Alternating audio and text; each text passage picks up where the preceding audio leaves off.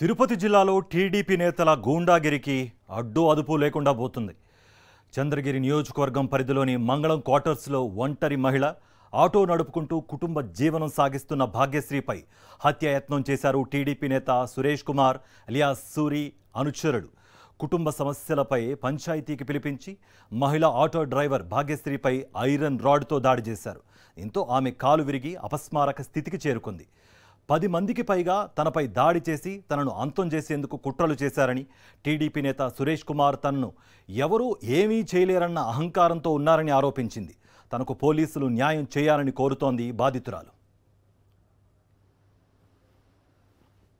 దీనిపై మరింత సమాచారం మా ప్రతినిధి మూర్తి అందిస్తారు.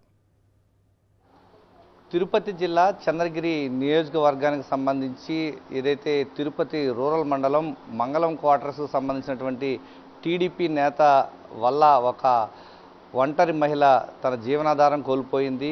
ఆటో నడుపుకుంటూ భాగ్యశ్రీ అనేటువంటి యొక్క మహిళ తన యొక్క భర్తను విడిచిపెట్టిన తర్వాత తన కొడుకు కూతురును ఆటో నడుపుకుంటూ జీవనం సాగిస్తూ ఉంది.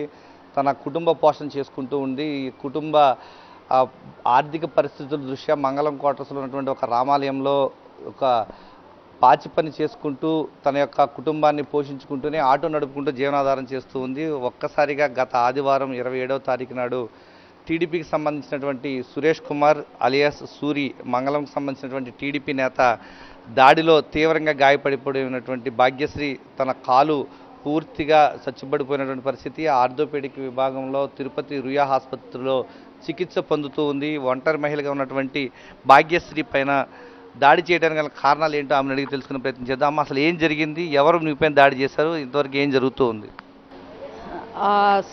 అలియాస్ సూర్యకుమార్ గారు నీతో ఇక్కడ మాట్లాడాలా అన్నారు.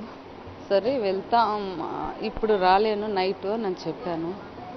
అయినా నువ్వు ఇక్కడికి రావాలి అని అన్నారు. సరే మా బాబు ఇప్పుడు మేము రాలేము అని అన్నా రావాల్సిందే అన్నారు. సరే వెళ్ళిన దానికి మాట్లాడాలే కానీ ఇంత దౌర్జన్యంగా మర్డర్ చేయాలనే కదా వాళ్ళు ఎక్కడికి పిలిపించారు నన్ను.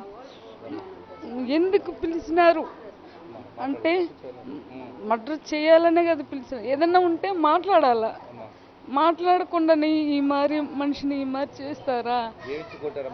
Rod, iron rod 10 members alias Suryakumar, Manjula, Ramadevi, Prasanna వ్యక్తి అయితే అతి దారుణంగా దూరింది. మా పక్క జెంట్స్ అంతా ఎవరెవరో చీకట్లో, నాకు అర్థం కాలేదు, ఆ చీకట్లో ఎవరెవరినో ప్రిపేర్ చేసుకున్నాడు. ఆ ఇదిలో వాళ్ళు అంతా గుమ్మికూడి వచ్చే లోపలే వాళ్ళకి నేను అన్నీ అయిపోయినాను. మంచి నిద్రపోయే టైం కదా, వాళ్ళు బయట వచ్చే ముందుకి నాకు అన్నీ అయిపోయి పడిపోయినాను. మా చెల్లి వాళ్ళకి ఎవరో చెప్పినారు. మా చెల్లి వాళ్ళు వచ్చి మీరు ఇట్లా దారుణమా ఈ మారి ఒక ఆడదాని మీద అని అడిగిన దానికి ఆడది ప్రసన్న ఆడది, అది ఆడది కాదండి, నిజంగా చెప్తాను. ఇంకొక ఆడదాని మీద దూరి కొట్టడం మంచి సభ్యత కాదు. వాళ్ళ ఫ్యామిలీని మాత్రం నేను వదలను. నన్ను ప్రాణహాని ఉంది, అటెండ్ మర్డర్ కింద నా కేసు ఫైల్ అవ్వాలి. నేను ఎక్కువగా కూడా మాట్లాడలేను. ఆ టీడీపీ వ్యక్తి మాత్రం అంత అండ చూసుకొని అంత అహంకారం పడాలా చెప్పండి? వాళ్ళకు ఉండొచ్చు, వాళ్ళ టీడీపీ బలకం, నాకు ఎవరు లేకుండా కూడా పోనీలే. మనసాక్షి అనేది లేదా? ఆడదాని మీద దౌర్జన్యం చేస్తారు. మరి ఆవేదన చెందుతోంది భాగ్యశ్రీ. ఏదైతే పాపం ఆమె ఒంటరి మహిళగా తన కుటుంబాన్ని జీవనాధారం కోసం ఆటో నడుపుకుంటూ ఒక రామాలయంలో పనిచేస్తూ జీవనాధారం పొందుతున్నటువంటి యొక్క ఒంటరి మహిళ పైన టీడీపీ నేత సూరి అతని అనుచరులు దాడి చేసి పూర్తిగా మొత్తం అంతా కూడా కాలు ఫ్రాక్చర్ కావడంతో మొత్తం తిరుపతి రుయాలో ఉన్నటువంటి ఫిమేల్ వార్డులో ప్రస్తుతం చికిత్స పొందుతోంది. తమకు న్యాయం చేయాలి, పోలీసులు కేవలం టీడీపీకి సంబంధించి అధికార బలం చూసుకుని తనపైన దాడి చేసి చాలా అహంకారపూరితమైనటువంటి దారుణంగా తిడుతూ తనను హత్య చేసేందుకే కుట్ర చేశారు. తన కాలు ఎరగొట్టారంటూ ఆమె ఆవేదన వ్యక్తం చేస్తుంది. ఇప్పటికైనా పోలీసులు తన కుటుంబానికి న్యాయం చేయాలంటూ బాధితురాలు ఆవేదన వ్యక్తం చేస్తోంది, కన్నీళ్ల పర్యంతం అవుతోంది. కెమెరామెన్ ఎల్ఐతో విజయమూర్తి, సాక్షి టీవీ, తిరుపతి నుంచి. బాధితురాలి కుమారుడు హేమంత్ కుమార్ తన తల్లికి జీవనాధారమైన ఆటోను నడుపుతూ ఆసుపత్రిలో చికిత్స పొందుతున్న భాగ్యశ్రీకి సేవలు చేస్తున్నాడు. ఆ రోజు పంచాయతీకు అని పిలిచి తన తల్లిపైన తనపైన దాడి చేశారని ఆరోపించాడు. తమపై దాడి చేసిన వారిపై చట్టపరంగా చర్యలు తీసుకోవాలని కోరుతున్నాడు.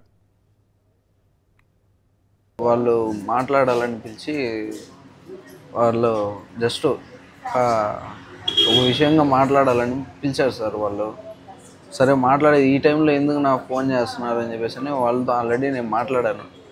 ఈ టైంలో అయితే రాదు నా మా అమ్మ అని చెప్పేసి అనే గురికి మేమే వస్తాము, మీరు రాకపోతే మేమే చేయాల్సింది చేస్తాము అని చెప్పినారు. లేదు నా మీరు మళ్ళీ ఎప్పుడు ఏమన్నా చేసుకోండి అని చెప్పేసి అదే పనికి చెప్పాను. లేదు తమ్ముడు, నేను జస్ట్ మాట్లాడేది మాత్రం రమ్మంటున్నాము, మీరు ఏం భయపడమాక అని చెప్పేసి మళ్ళీ కూడా ఫోన్ చేసి చెప్పారు. సరే మాట్లాడేదానికే కదా అని చెప్పేసి మళ్ళీ పోతే ఈ విధంగా అప్పటికే వెంటనే స్పాట్లోనే మళ్ళీ వెంటనే కొట్టేశాను సార్. మొత్తం ఈ కాలు నుంచి ఇక్కడ వరకు మొత్తం ఎముక ఇరిగిపోయింది.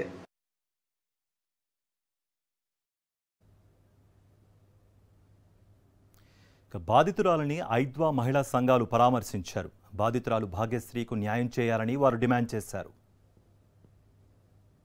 ఆమె జీవనం సాగించడం కోసం ఆటో నడుపుకుంటూ తన కుటుంబాన్ని కూడా పోషించుకుంటున్నటువంటి పరిస్థితి ఉంది.